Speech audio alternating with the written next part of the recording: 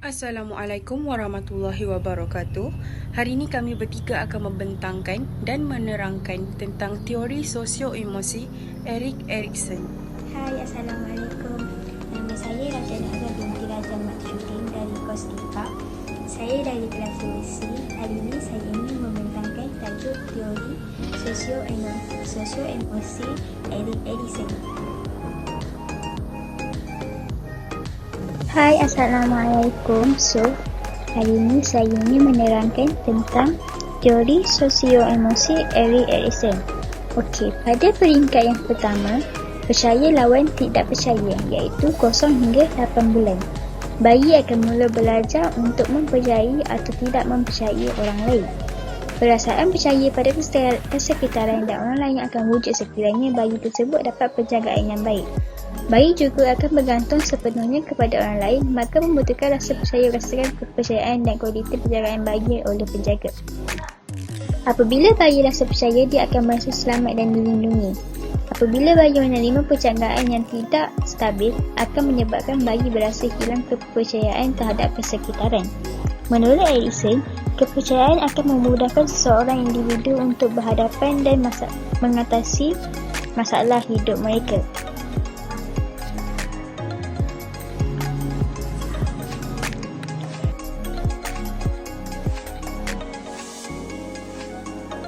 Yang kedua, autonomi lawan malu sanksi 18 bulan hingga 3 tahun. Peringkat ini tertumpu kepada pembentukan keyakinan diri dalam kanak-kanak. Kanak-kanak akan mula berkeinginan untuk bertindak secara bebas. Mereka akan mula rasa berdikari tanpa bergantung kepada orang lain. Menurut Erikson, kecenderungan kanak-kanak untuk berfungsi secara bebas digalakkan untuk menimbulkan rasa yakin dalam diri kanak-kanak. Contohnya, jika ibu bapa menggalakkan anak-anak mereka untuk berdikari, kanak-kanak akan mula rasa yakin dengan diri mereka, dan sebaliknya, ibu bapa yang terlalu mengawal anak-anak akan melahirkan kanak-kanak yang sentiasa malu, ragu-ragu dan mempersoalkan kebolehan diri.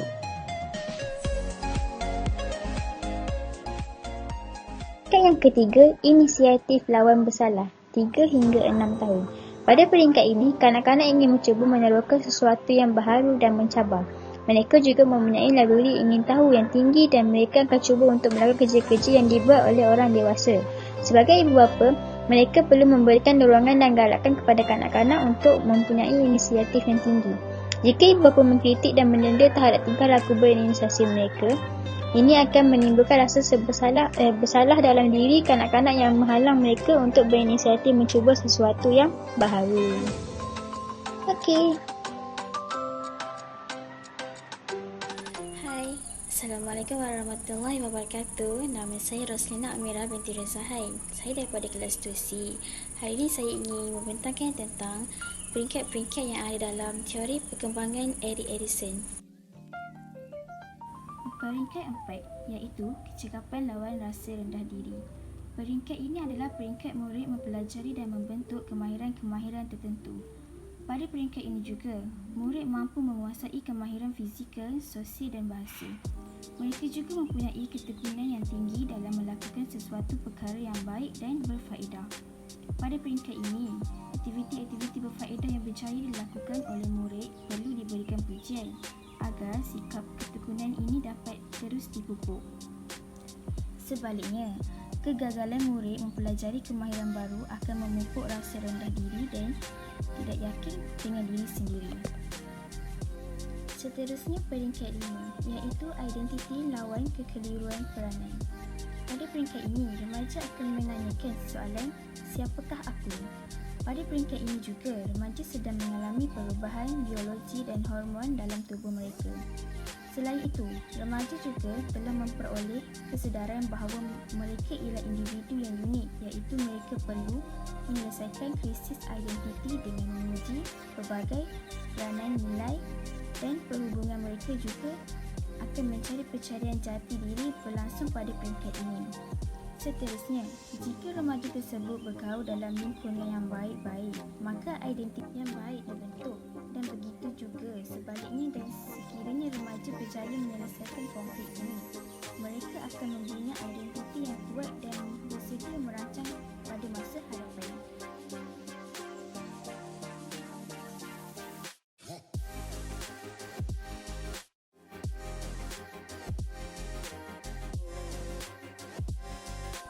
Dan yang terakhir, peringkat 6 iaitu eating lawan perasingan. Peringkat ini merupakan peringkat di mana seorang dewasa mula mempunyai kecenderungan untuk mencari pasangan dan mendirikan rumah tangga. Dengan ini mereka berkongsi hidup dan mencapai kemesraan atau kerapatan. Selain itu, Erikson berpendapat bahawa peringkat ini ialah masa perubahan dan krisis yang memberi peluang kepada seseorang untuk membina hubungan interpersonal yang ikraf. Akhir sekali, individu akan membentuk hubungan kasih sayang atau hubungan intim, iaitu hubungan memerlukan seseorang individu untuk memberikan komitmen yang bermakna, menerap kepercayaan dan nilai kepada seseorang individu yang lain. Saya Rabiatul Adawiyah binti Suhaimi akan menerangkan peringkat ketujuh dan yang terakhir. Peringkat ketujuh ialah generativity lawan stagnasi yang dilalui oleh individu dalam lingkungan umur 20 tahun hingga 50 tahun. Generativity merujuk kepada usaha seseorang untuk memberi sumbangan kepada generasi akan datang. Seorang dewasa akan rasa berpuas hati dengan kehidupan mereka sekiranya dapat membantu masyarakat dan negara. Di samping itu, mereka juga akan menjalani kehidupan berkeluarga dan berkerjaya yang baik. Sebaliknya, individu yang hanya mementingkan diri sendiri dan tidak pernah memberikan apa-apa sumbangan kepada orang lain, kegagalan akan membawa kepada perasaan kecewa dan tidak berpuas hati serta mementingkan diri sendiri. Peringkat terakhir ialah kesepaduan lawan putus asa, iaitu berlaku pada individu yang menjangka umur lebih 50 tahun. Individu yang telah sampai ke peringkat ini telah melalui pelbagai pengalaman dan cabaran dalam hidupnya. Pada peringkat ini juga, individu akan mengingati kembali semua kejayaan dan kegagalan yang telah dialaminya pada peringkat awal kehidupan mereka.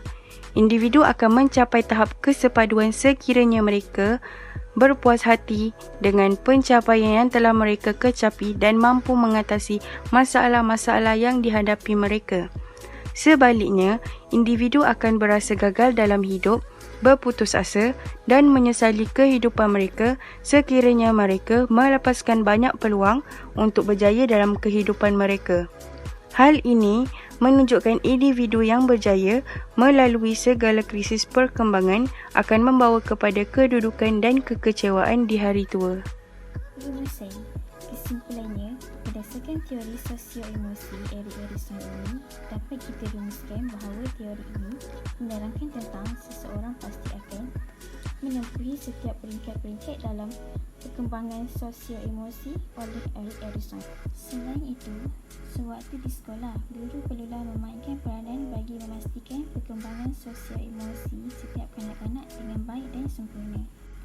Akhir sekali, apabila kanak-kanak mendapat didikan dan layanan yang secukupnya, semestinya mereka akan menjadi masyarakat yang berjaya dan kepada bangsa dan negara apabila mereka telah dewasa serta berbakti kepada ibu bapa mereka. Sekali, kita perlulah menghayati dan mempunyai pengetahuan yang mendalam tentang teori perkembangan sosio-emosi Erik Erikson supaya dapat mengaplikasikan atau menggunakan teori tersebut dalam melaksanakan proses pembelajaran dalam pengajaran sewaktu dalam kelas ataupun di sekolah.